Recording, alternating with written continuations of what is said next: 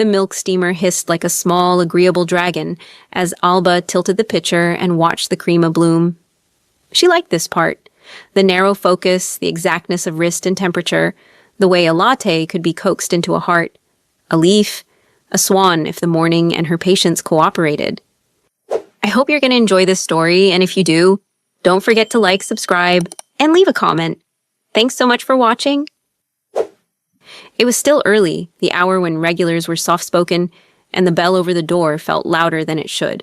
Alba had the opening shift most days at the cafe on the corner, white tile, fern in the window, chalkboard menu smudged by too many damp fingers. She wore the same black t-shirt with the sleeves rolled to show the tattooed lace that netted her forearms. Swallows, a compass, a thin line script from a poem only her best friend could quote back to her. Her hair was cropped short and pushed forward with careless confidence, and she moved in tidy lines that made the other baristas relax when she was on the clock. People said she was boyish, which always made her smirk. She'd learned to translate it as, "I can count on you." The bell chimed, and Alba glanced up, the practiced, polite smile already on her face.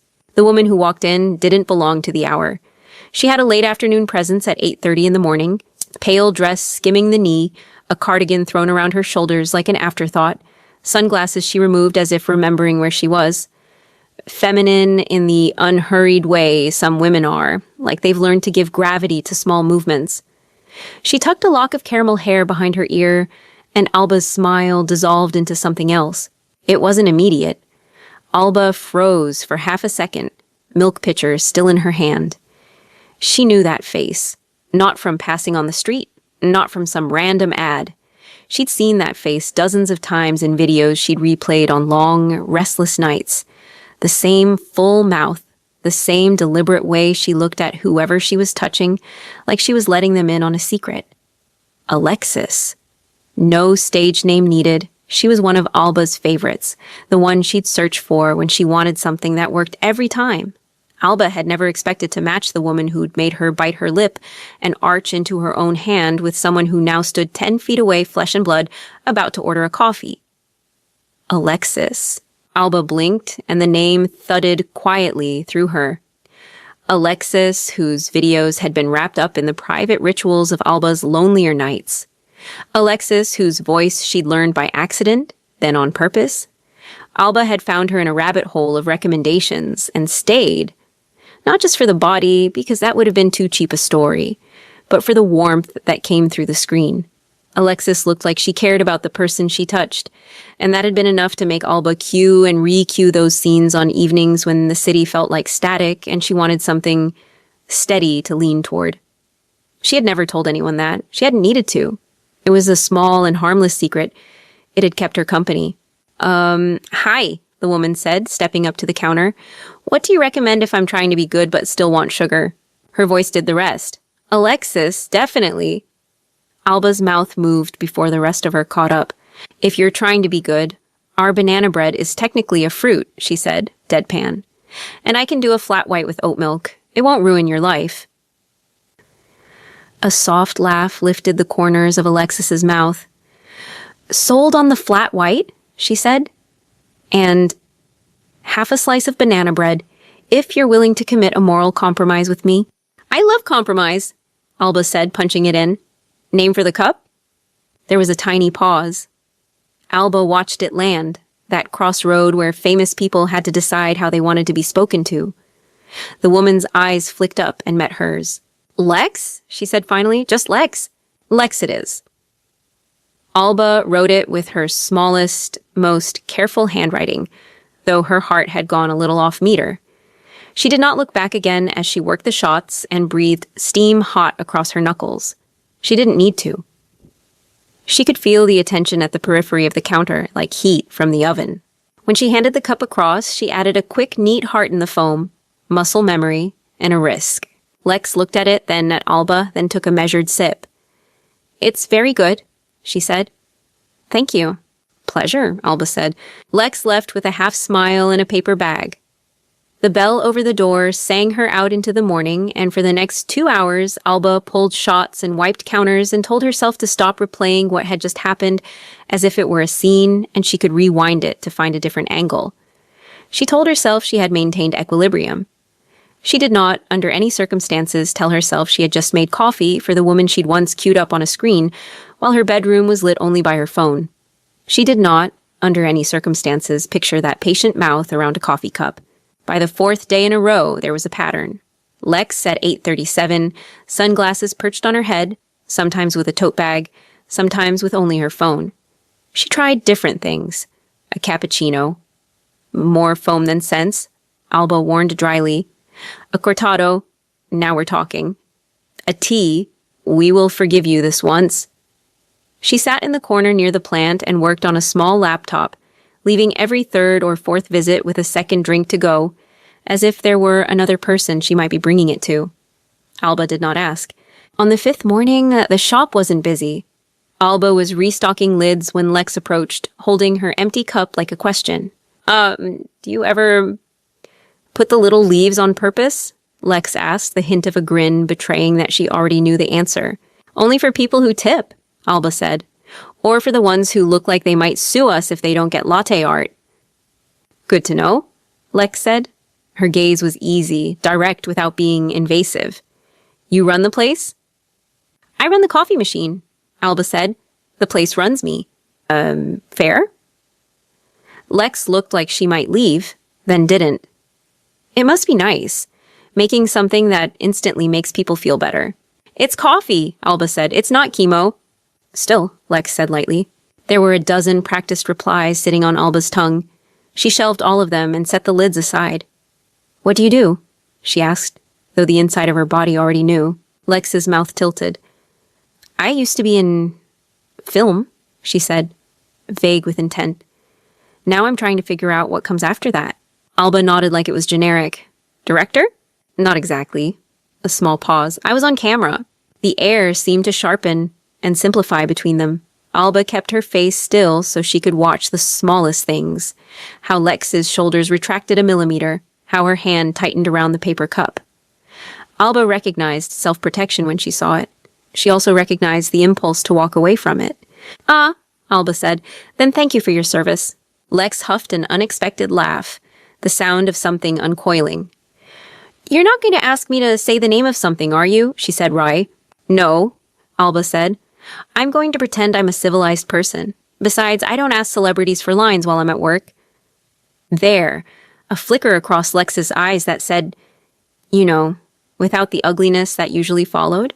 I left, Lex said abruptly, throat working. The industry. I left. She smoothed her palm along the seam of the cup. It was getting, complicated, not the work, the world around it. People wanted me to be the kind of person they imagined I had to be to do it. Dating was... She exhaled. Almost a laugh. Almost not. Imagine trying to be a person when you were also a trivia answer. Alba listened the way she steamed milk, with attention, finding the line between too hot and not hot enough. Most people treat baristas like vending machines, so I can only imagine, she said. But can I say something? If it isn't I've seen all your scenes, then please do. Alba's mouth did the brave thing before her brain had time to talk her out of it. You were very good at what you did, she said, level. And I mean that in the way I say my baker is very good at sourdough. It's a craft. You looked like you cared. She swallowed. And some of us noticed.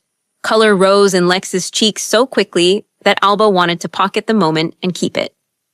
Thank you, Lex said softly. The words weren't casual. I think I needed to hear that more than I knew. I'm direct, Alba said, shrugging one shoulder. It's a problem. I don't think it's a problem, Lex said. They stood like that for some time, long enough that Alba could feel her own confidence stretch itself awake inside her chest, cat-like and satisfied. She'd always been better at being brave for other people. It was weirdly easy to be brave for herself right now. Listen, Alba said, reaching for a cup even though there was no reason to. If you want to try the off-menu stuff, you should come back after my break. I can make you something that doesn't exist on chalkboards. Is this a coffee proposition? Lex asked, eyes sparking. Alba felt the grin start before she could edit it. Yes. The bell chimed. 2 office guys shuffled in, reading their phones. Alba stepped back into her role, quick and sure. Lex took a step toward the corner table and then pivoted back. "Tonight?" Lex said, as if she were surprising herself. "If you meant it, there's a tapas place on Calle del Pez that I like." 8. Alba wiped her palms on a towel, suddenly aware of the fine tremor that arrived after adrenaline. "I meant it," she said. 8 is good." "Okay," Lex said. The word hung between them like foam that refused to break. She slid a small card across the counter. "No name, just a clean phone number." "Text me, so I know it's you." "It'll be me," Alba said, tucking the card into the pocket over her heartbeat. "I don't give latte art to just anyone."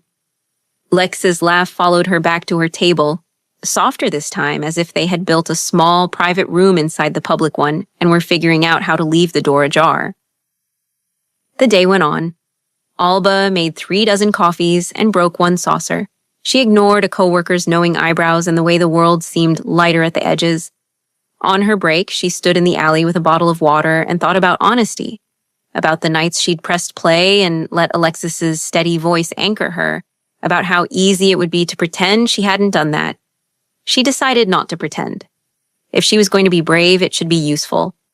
Closing came with its familiar rituals: bleach water in the buckets, chairs turned on tables, the register counted twice. Alba's phone was a comforting weight against her thigh. The card felt like a ridiculous, thrilling secret. When she finally leaned against the counter and typed, the message came out simple. "This is Alba, from the cafe. 8 is good. I'll be the one with the tattoos and the dangerous opinions about foam." The reply arrived before she could scold herself for the line. "Perfect. I'll be the one pretending not to notice you've already made me nervous." Alba closed her eyes and let herself feel it, the way a good song takes the air out of the room and gives it back in a different key. She walked home through warm streets, the night market rattling itself awake on a side square, a boy practicing kickflips under a street lamp. Later, in the quiet of her apartment, she paused on the threshold of an old habit. It would be easy, she knew, so easy to open her phone and scroll back to that familiar channel, to borrow the safety she used to find there. She didn't. She set the phone face down and watched her own reflection in the dark window. Hair mussed, tattoos half-shadowed. She grinned at herself, small and surprised, and it felt like finding a light switch in a room she'd only ever entered from memory. Tonight, at 8 o'clock, she'd be sitting across from a beautiful woman who had walked out of a screen and into her morning. And tonight she would find out whether bravery could be a habit instead of a stunt. She turned off the kitchen light, and the city hummed around her like a machine she finally knew how to operate. Alba arrived at Calle del Pez 10 minutes early. She didn't usually get nervous before dates, but then again, she didn't usually have dates with someone whose face she'd memorized in a completely different context. The restaurant was one of those warm, narrow places that smelled like sizzling garlic and sweet paprika before you even opened the door.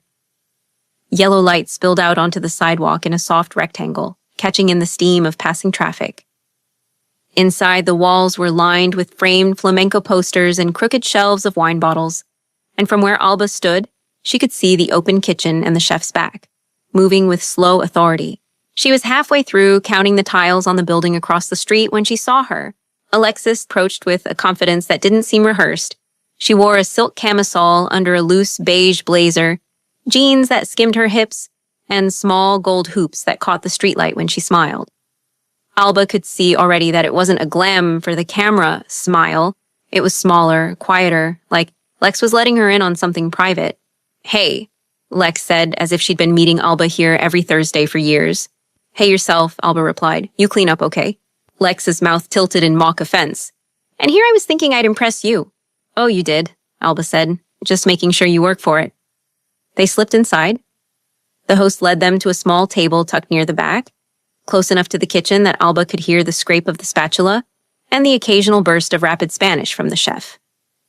The tabletop was bare wood, the candle stub in the middle barely taller than its holder. Lex took the seat against the wall, blazer falling open as she crossed her legs. "Do you want me to order?" she asked. "Or do you not trust me yet?" "I don't trust anyone with my coffee order," Alba said. "But tapas? I can take a leap of faith." Lex did the ordering, her voice low and easy as she spoke to the waiter.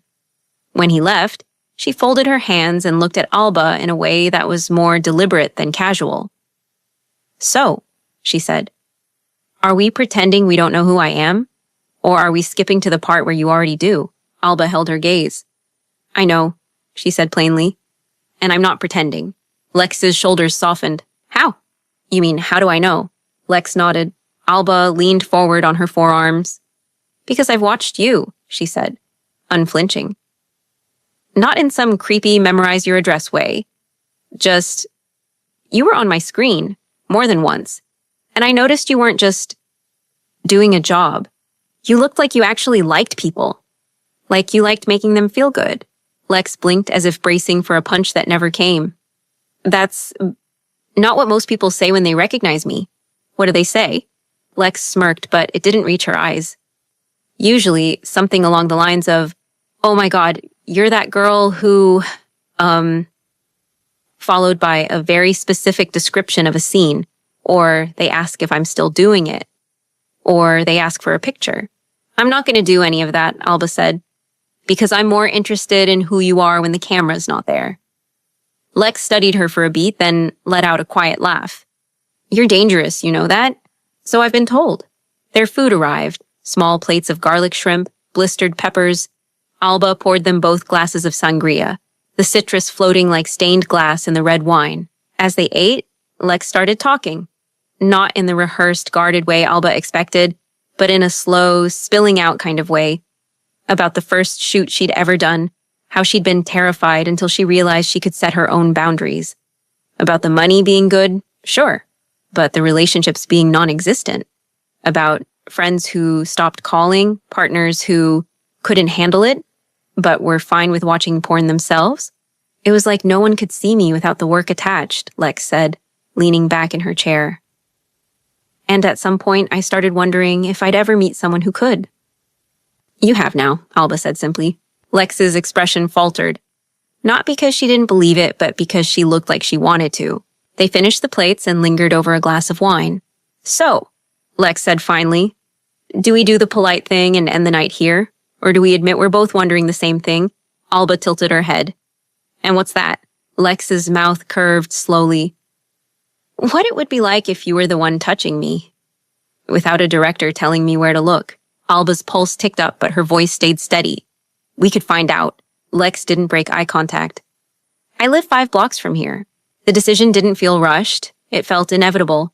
They settled the bill, and when Lex reached for her bag, Alba caught her wrist lightly, the way you do when you're not ready to stop touching someone. Outside, the night air was cooler, scented with rain on pavement. Lex walked close, her hand brushing Alba's every few steps. By the time they reached her building, narrow brick with wrought iron balconies, Alba's anticipation was a live wire. Inside, the apartment was warm, the light low and golden. Plants trailed from shelves. There was a faint scent of vanilla and something floral. Alba noticed the small differences from the image she'd had in her head. A throw blanket crumpled on the couch, an open book on the coffee table. A real life. Lex slipped off her blazer and set it over a chair. So, she said, turning back to Alba, do you want wine, or... Alba stepped forward, closing the gap. I think we've had enough wine. Lex closed the gap without hesitation, her mouth finding Alba's like they'd both been holding back for too long.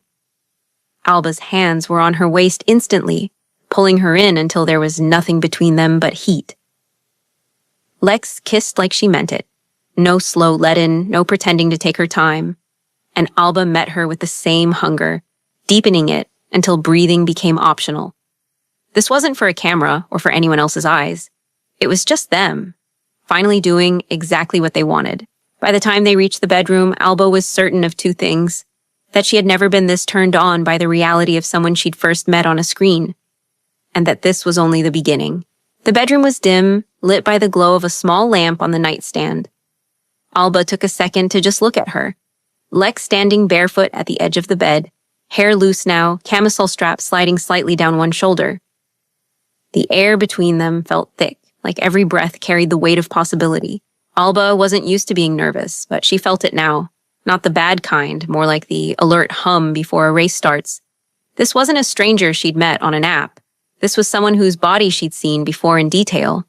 But never like this, never unscripted. Lex stepped closer, running a finger along the ink on Alba's forearm. These are even better up close, she whispered. You're better up close, Alba said, her voice low. The first time they touched without the barrier of clothing, it was slow.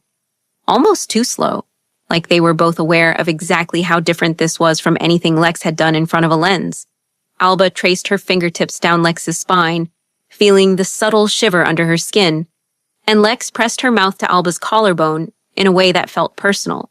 They moved together like they were learning a language only the two of them spoke. There was no pretending, no cheating toward an angle, no exaggerated sound meant for anyone else's ears. Just the sound of breathing, the hitch when Alba's hand found the right place, the quiet laugh when Lex pulled her closer by the waistband of her jeans. When it was over, Lex lay on her side, hair spilling across the pillow, tracing lazy shapes on Alba's chest. You know, she said softly, I didn't think I'd ever do this again. Not in real life. Not without thinking about everything else that comes with me. Alba brushed a curl from her face. This isn't everything else. This is just you and me, and I like this version a lot. Lex smiled faintly. I like this version too. The weeks that followed blurred in a way that made time feel elastic.